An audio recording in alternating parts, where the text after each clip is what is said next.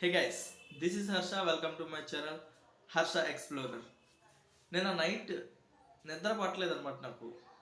సరే ఏదో సినిమా చూద్దాం కదా అని చెప్పి మార్కో సినిమాని డౌన్లోడ్ చేయడం జరిగింది. చూసా. చూసిన తర్వాత నాకు ఏమనిపించింది అంటే ఎందుకు డౌన్లోడ్ చేశాను రా బాబు, నెట్ ఎందుకు వేస్ట్ చేసుకున్నాను రా బాబు అనిపించింది. అలా ఉంది సినిమా. ఏదో సామెత ఉంటుంది కదా, పులిని చూసి నక్క వాత పెట్టుకుందని, అలా ఉందన్నమాట సినిమా. అంటే ఈ పోస్టర్స్ ఏదైతే రిలీజ్ చేశారో మార్కో సినిమా వాళ్ళు, 80 కోట్లు 100 కోట్లు అని, అంటే ఇవి చూసి ఓహో మంచి సినిమా మిస్ అయిపోతున్నాను, మిస్ అవ్వకూడదు, ఖచ్చితంగా చూడాలి అనిపించి చూసా. చూసిన తర్వాత ఏమనిపించిందంటే ఈ డైరెక్టర్ ఎవరైతే ఉన్నారో అతను ఏదో తెలియని మానసిక వ్యాధితో బాధపడుతున్నాడేమో, పైగా అతనికి ఏదైనా మెంటల్గా ఏదైనా ప్రాబ్లం ఉందేమో అనిపించింది అనమాట. నాకే కాదు, ఈ సినిమా చూసిన ప్రతి ఒక్కరు కూడా ఇదే అనిపిస్తుంది. ఓకే, సినిమా అన్న తర్వాత వైలెన్స్ ఉంటుంది. ఆ సంగీత దర్శకుడు ఎవరో రవి బసులు, కేజీఎఫ్ కూడా అదనే, అదేదో మనం ఎక్స్పెక్ట్ చేసాం. బట్ ఏంటంటే చంపడాల మీదే ఫోకస్, స్టోరీ మీద కన్నా అసలు స్టోరీ ఏంటో తెలియట్లేదు ఫస్ట్ సినిమాని. ఇది స్టోరీ అని చెప్పడానికి కూడా లేదు. ఒక ఒక వ్యక్తిని ఒక వ్యక్తి చంపేశాడు, అతను విలను, ఈ వ్యక్తి ఏంటంటే సపోర్టింగ్ రోల్. ఇక్కడ చంపడం ప్రాబ్లం కాదు, ఓకే సినిమాలో చంపడాలన్నవి కామన్, కానీ ఎలా చంపాడు అది ఇంపార్టెంట్. ఒక యాసిడ్ టబ్బులోనే ఇతను పడిచేస్తాడు, పడిచిన తర్వాత కట్ చేయాలి కదా అక్కడ, సరే చచ్చిపోయాడు. చూపిస్తాడు అనమాట డైరెక్ట్గా, ఇగో ఇలా చంపాడు, ఇలాగా కరిగిపోయాడు చూడు. ఏదో ఫ్రై, చికెన్ ఫ్రై చేస్తే ఎలా ఉంటుందో అంత డీప్గా ఫ్రై చేసి ఆ విజువల్స్ ఏవైతే ఉన్నాయో అవి సినిమాలో చూపించాడు. హీరో ఇంట్రడక్షన్ కూడా చాలా భయంకరంగా ప్లాన్ చేసాడు డైరెక్టర్. కుక్కల బోన్లోనే హీరోని పడిచేస్తారనమాట. క్యాజువల్గా మనం అందరం ఏమనుకుంటాం, అరే అరే అరే కుక్కల బోన్లో పడిచేసాడు కాబట్టి కుక్కలన్నీ కూడా అటాక్ చేసి అతను ఏదైనా చేస్తాయి, ఏదైనా చంపుతాయని మనం ఏదైనా అనుకుంటామో, ఆపోజిట్ అనమాట. ఇతనే మిగతా కుక్కలన్నిటిని చంపేస్తాడు. ఆ పళ్ళు అంటే వాటిని బయట చేస్తాడనమాట, కరిసేసి కొరికేసి దాని రక్తం తాగేసి. ఎంత అంటే ఈ చెప్పడానికి నాకే చిరాకు ఉంది, అంత దరిద్రంగా తీసాడు. ఈ సినిమాని ఎలా హిట్ చేసాడు కూడా నాకు ఇప్పటికీ అర్థం అవ్వట్లేదు. 100 కోట్లు కాదు, కనీసం ఫస్ట్ డే కూడా 10 కోట్లు కూడా రాకూడదు సినిమాకి. అలా ఉంది సినిమా.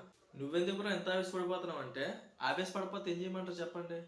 ఇలాంటి తొక్కలో సినిమాలన్నీ కూడా మన మీద రుద్దేసి ఆల్మోస్ట్ 100 మంది చంపినాడు కూడా ఈ సినిమా చూసి జడుచుకుంటాడు. నేను ఇప్పుడు చెప్పింది ఏంటంటే బేసిక్, స్టార్టింగ్ ఒక పర్సన్ ఎలా చంపుతాడు, హీరో ఇంట్రడక్షన్, ఇది ఈ రెండు మాత్రం నేను చెప్పాను. ఇంకా నెక్స్ట్ ఇల్లే కొద్ది ఏంటంటే చూడండి, మనిషిని కోస్తున్నట్టు, ఆ మనిషి పేగులు బయట తీస్తున్నట్టు, అవి తీసుకొచ్చి మెల్ల వేసుకున్నట్టు, ఏదో మటన్ షాప్లో చికెన్ షాప్లో కొడతారు కదా అలా కొడుతున్నారు అనమాట. యాక్చువల్గా ఏంటంటే అలాంటి సీన్స్ సినిమాలో వస్తే ఏం చేయాలంటే బీపేస్తారు అనమాట, కనిపించకుండా బ్లర్ కింద చేసేస్తారు. ఈ సినిమాలో ఏంటంటే జూమ్ చేసి మరి ఇగో ఈ కాయలు ఎలా ఉంటాయా, ఈ పార్ట్స్ ఎలా ఉంటాయా, ఇవి ఎంత ఇంట్రెస్టింగ్ ఉంటాయా, ఇక్కడ ఇవి ఉంటాయా అన్న విధంగా అవి చూపించడం. నాకు ఇప్పటికీ అర్థం అవ్వాలని విషయం ఏంటంటే, నాకే కాదు చాలా మందికి అర్థం అవ్వాలని విషయం ఏంటంటే, ఈ సినిమాని సెన్సార్ వాళ్ళు ఎలా ఒప్పుకున్నారో అర్థం అవ్వట్లేదు. ఏ సర్టిఫికేట్ ఇచ్చడం గొప్ప కాదు కదా, చాలా సినిమాలకు వస్తాయి ఏ సర్టిఫికేట్లు, కొంచెం బోల్డ్గా ఉండొచ్చు.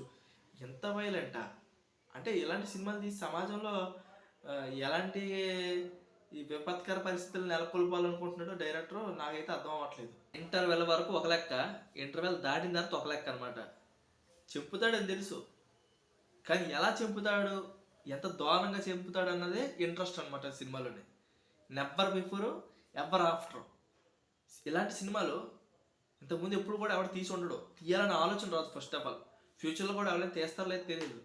ఏమో ఇలాంటి సినిమాలు చూసి జనాలు కూడా ఆదరిస్తున్నారు కదా, 100 కోట్లు అంటే తక్కువ కాదు కదా, బాగానే వస్తుందని చెప్పేసి జనాలు కూడా ఇంట్రెస్ట్ చూపిస్తున్నారని చెప్పేసి ఇలాంటి సినిమాలు వస్తూనే ఉంటాయి. మ్యాక్సిమం రావచ్చు, ఓటీటీలో కూడా రావేమో. సరే స్టోరీలో పోదాం. హీరో ఎవడైతే ఉంటాడో ఆడు ఎవరిని పడితే అని చంపేస్తాడు ఈజీగా. ఇలా రావడం, అలా 100 మందికి అయితే 100 మంది, 200 మంది అయితే 200 మంది చంపేయడం, వచ్చేయడం, సింపుల్. రక్తం కూడా పడదనమాట. ఒక పక్క వెనక నుంచి కత్తితో పొడి చేసినా సరే ముందు నుంచి ఓ 10 మంది చంపేస్తుంటాడు. అంటే పెయిన్ అనిపించదు అనమాట హీరోకి.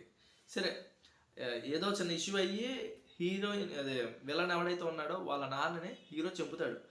ఎలా చంపుతాడు అది మామూలుగా చెప్పలేము. అది ఎలాగంటే ఒక కుర్చీలో కూర్చోబెడతాడు. దానికి ఏంటంటే ఏమైనా కదిలేమంటే పైనుంచి యాసిడ్ మీద పడాల, కాలిపోద్ది.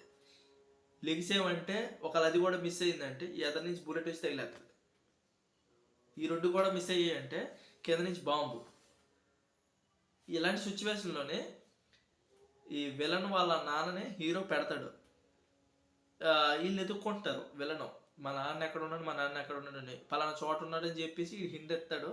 ఇక్కడికి వెళ్తారనమాట. వెళ్ళి చూడబోడికి తలుపు తీద్దాం స్టార్టింగ్ ఇలా తోస్తారు. తొయ్యగానే ఆ పైనుంచి చుక్క పడిపోవడం స్టార్ట్ చేస్తుంది అనమాట. అక్కడ హెవీగా పొగలు వచ్చేస్తాయి మన తల నుంచి. అప్పుడు ఇదేదో పెద్ద స్కెచ్ చేసినాడు అని చెప్పేసి ఆ కిటికీలోంచి వెళ్ళి చూసి మొత్తం ఎక్విప్మెంట్ అంతా చూస్తుందన్నమాట విలను.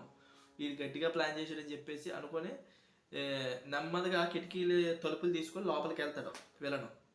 వెళ్ళి వాళ్ళ క్రూ ఎవరైతే ఉంటారో వాళ్ళ వెనకాల విలన్ వెనకాల విలన్స్ ఉంటారు కదా సహచరులు, వాళ్ళ సహాయంతో మొత్తం అన్ని డిస్మాండిల్ చేస్తాడు. బట్ ఏదో చిన్న మిస్టేక్ చేయడం వల్ల ఆ బాంబు ఏదైతే ఉందో ఆ బాంబుని వీళ్ళు ఎక్స్పెక్ట్ చేయలేరనమాట.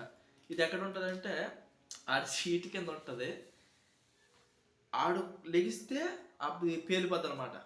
ఆ లెగిద్దాం చూస్తాడు కానీ వీడేం చేస్తాడంటే ఉండండి నాన్నగారు మీరు ఎక్కడే ఉండండి, నేను దూరంగా వెళ్తాను, ఆ డిస్మాండిల్ ఎలా చేయించుతానని చెప్పి అంటాడు. ఈ నన్ను వదిలేసేలాగా ఉన్నాడని చెప్పి అలా ఏం చేస్తాడంటే అలా లేకపోయినా ప్లాన్ చేస్తాడు. ఇంతలో పేలిపోతాడు అనమాట. ఈ దూకేస్తాడు.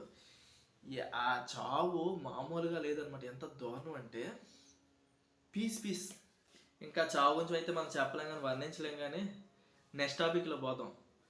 ఎప్పుడైతే విలన్ వాళ్ళ నాన్నగారు చనిపోయాడో ఇంకా అది వాళ్ళ అన్నీకి తెలుస్తుంది అనమాట. వాళ్ళని ఏంటి ఇంకా ఆల్మోస్ట్ ఏంటంటే పోస్ట్ మార్టాలు చేస్తారు చూసారా, ఆ టైప్ ఆఫ్ మనిషి అనమాట. ఆడు జనాలు చెప్పి పోస్ట్ మార్టం చేస్తాడు. ఇంకా అది అదో సరదా. అంత క్రూయల్ మనిషి ఆడు. ఇంక సినిమాలో ఒకటే లేదు బ్రో, ప్రతిదీ కూడా ఇంకా ఇదే సినిమా రా బాబు, ఇంక సినిమాలో సినిమాకి వెళ్ళకూడదు అనిపిస్తుంది అనమాట. నువ్వెందుకు ఇప్పుడు పూర్తిగా చూసావంటే ఏమో ఏదైనా ఏం టెస్ట్ పెట్టాడేమో, ఏదైనా ఇంట్రెస్ట్గా ఉంటుందేమో అని చెప్పి చూస్తాను అనమాట. సగం వరకు వచ్చిన తర్వాత ఏం చేస్తాం, పూర్తిగా చూడాలి కదా అసలు ఏం జరుగుతుంది అన్నది. క్లైమాక్స్లో ఉంటుంది బ్రో, చెప్పలేం.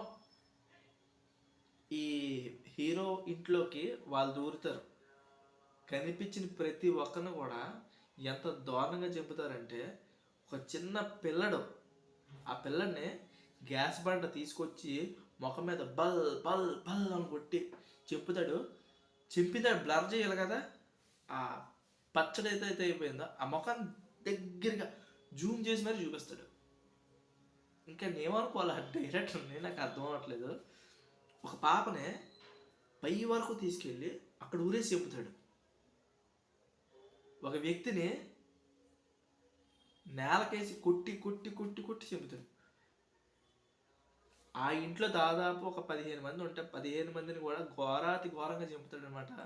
ఇంకా ఇలాంటి చావులు శత్రువులు కూడా రాకూడదు అన్నంత దారుణంగా చెబుతాడనమాట.